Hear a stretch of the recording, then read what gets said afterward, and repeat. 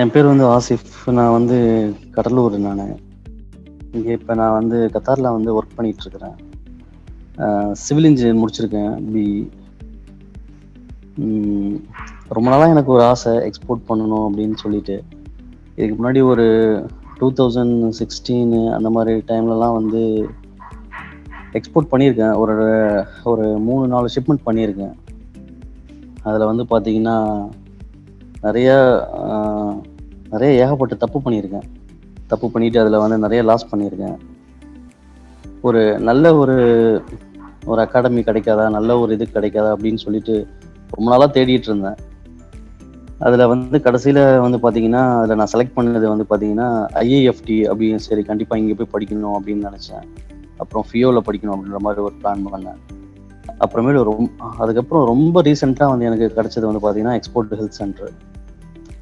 Sir வந்து ஒரு தடவை டிவியில் வந்து என்னன்னு பார்த்தீங்கன்னா ஒரு இதில் பேசிகிட்டு இருந்தாங்க. அப்போ பேசும்போது எனக்கு ரொம்ப பிடிச்சிருந்துச்சி. ரொம்ப அந்த மாதிரி யாரும் ஒரு எஃபிஷியண்ட்டாக யாரும் பேசலை. அப்போ சொல்லும்போது கடைசியாக அவர் சொன்ன அந்த ஒரே ஒரு வார்த்தை மட்டும் தான் நான் நோட் பண்ணேன். அவர் என்ன சொன்னாருங்கன்னா 1 month ட்ரைனிங் அப்படின்ற மாதிரி சொல்லி முடித்தார். நான் அப்போ தான் அதை ரியலைஸ் பண்ணேன்.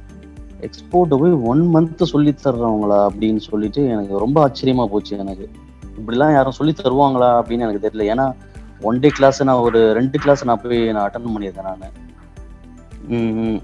அதில் வந்து பார்த்தீங்கன்னா எந்த அளவுக்கு சொல்லி தருவாங்கன்றது உங்களுக்கே தெரியும் உங்களுக்கு. ஆனால் 1 monthல இவர் என்ன சொல்ல போகிறாரு அப்படின்னு சொல்லிட்டு எனக்கு ஒரு இதாகவே இருந்துச்சு.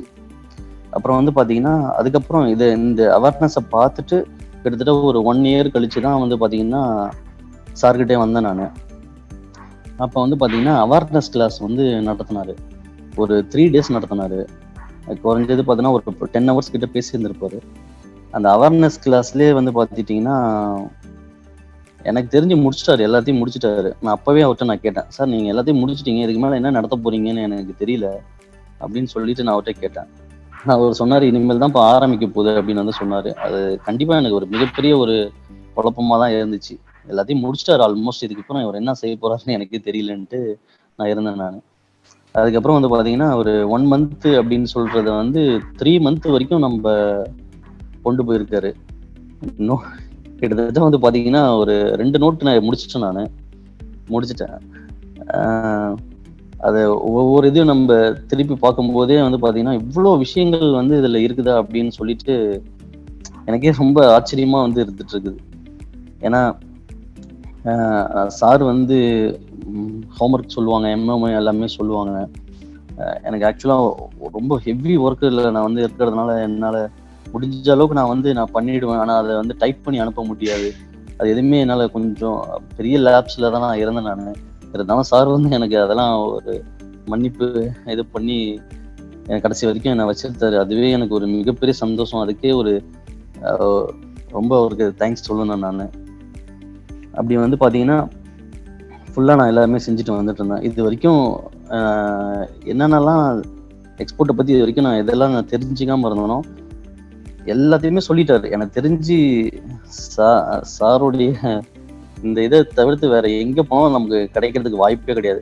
அதுக்கப்புறம் நான் என்னுடைய லிஸ்ட்லேருந்து அந்த ஐஏஎஃப்டியும் நான் அழிச்சிட்டேன், ஃபியோவும் அழிச்சிட்டேன், எல்லாத்தையுமே அழிச்சு தூக்கி போட்டேன் நான்.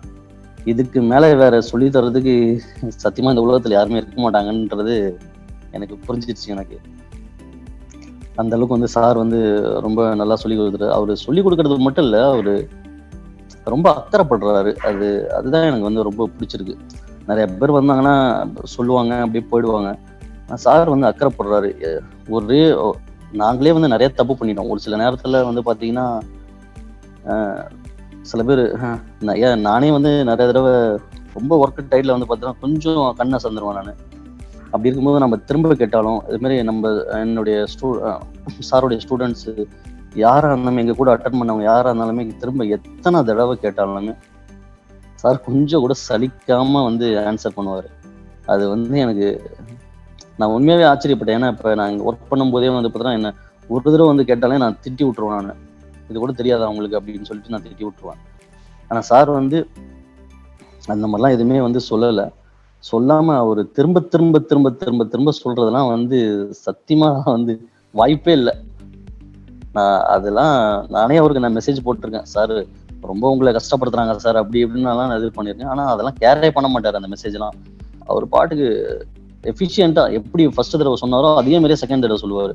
ஒரு சில டைம்லாம் ஒரு சில கிளாஸ்லலாம் வந்து பாத்தீங்கன்னா லாஸ்ட் டைம்ல வரைக்கும் ஃபர்ஸ்ட்ல இருந்து சொல்லிட்டு வந்து லாஸ்ட் டைம்ல வரைக்கும் திரும்ப ஒருத்தவங்க வந்து கேட்பாங்க. இல்ல நான் நிறைய பேர் கேட்கும்போது கூட அப்பயும் திரும்ப திரும்ப திரும்ப சொல்லுவாரு. சத்தியமா இந்த மனப்பக்கம் வந்து யாருக்குமே வரவே வராது. ஒரு நல்ல ஒரு ஆசிரியரா நான் வந்து அவரை வந்து பார்த்தேன். அது அப்புறம் வந்து பாத்தீங்கன்னா இந்த டாபிக்ஸ் வந்து பாத்தீங்கன்னா ஏகப்பட்ட டாபிக்ஸ் எடுத்தாரு. இதெல்லாம் வந்து சொல்லித்தரதுக்குலாம் அதெல்லாம் வந்து கண்டிப்பா ஒரு மனசு வரணும், அவ்வளவுதான். சத்தியமா யாருக்கும் வராது. இப்ப எனக்கே நானே வந்து நல்லா இது பண்ணிட்டு போனா கூட சத்தியமா நானே யாருக்கும் சொல்லி தர மாட்டேன். அந்த அளவுக்கு வந்து சாருக்கு வந்து ஒரு ஒரு பெரிய நல்ல மனசு வந்து இருக்குது. அது மாதிரி ஸ்டூடெண்ட் மேல ரொம்ப அக்கறைப்படுறாரு. அவங்களுடைய ஃபேமிலி மேலேயே நல்லா வந்து அக்கறைப்படுறாரு. எல்லாத்தையும் அக்கறைப்பட்டு நீங்க கண்டிப்பா இதை செய்யணும், இதை நீ கண்டிப்பா போகணும் வரணும் அப்படின்னு சொல்லிட்டு ரொம்ப அக்கறைப்படுறாரு. இது எப்படி இருக்குன்னா நம்ம திரும்ப நான் ஒரு ஸ்கூல்ல படிச்ச மாதிரி ஒரு ஒரு ஃபீலிங் வந்து இருக்குது. அந்த மாதிரி இருக்குது. எனக்கு எதுவுமே சொல்றதுக்கு இது இல்லை. ஆனா இந்த அளவுக்கு நான் கண்டிப்பா இதெல்லாம் இந்த கிளாஸை வந்து கம்ப்ளீட் பண்ணுவேன்னு நான் எதிர்பார்க்கவே இல்லை. ஏன்னா நான் அந்த அளவுக்கு நான் நிறைய மிஸ்டேக் பண்ணேன். சார் வந்து கண்டிப்பா என்னை துரத்திடுவாருன்றதுல நான் கன்ஃபார்மா இருந்தேன் நான். ஆனா நிறைய மன்னிப்பு கொடுத்து என்னை கடைசி வரைக்கும் வச்சிருந்தாரு. அதுக்கு ரொம்ப நன்றி சார். சத்தியம் அதை மறக்கவே முடியாது.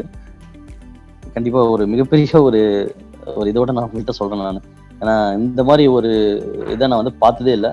நான் ரொம்ப அனலைஸ் பண்ணேன். நான் நிறைய விஷயங்கள் நான் வந்து தெரிஞ்சுக்கிட்டேன். ஒரு கண்டிப்பா கண்டிப்பா சக்சஸ் பண்ணலான்றதுல எனக்கு முழு கான்ஃபிடென்ட்ல நான் இருக்கிறேன். Okay sir, thank you.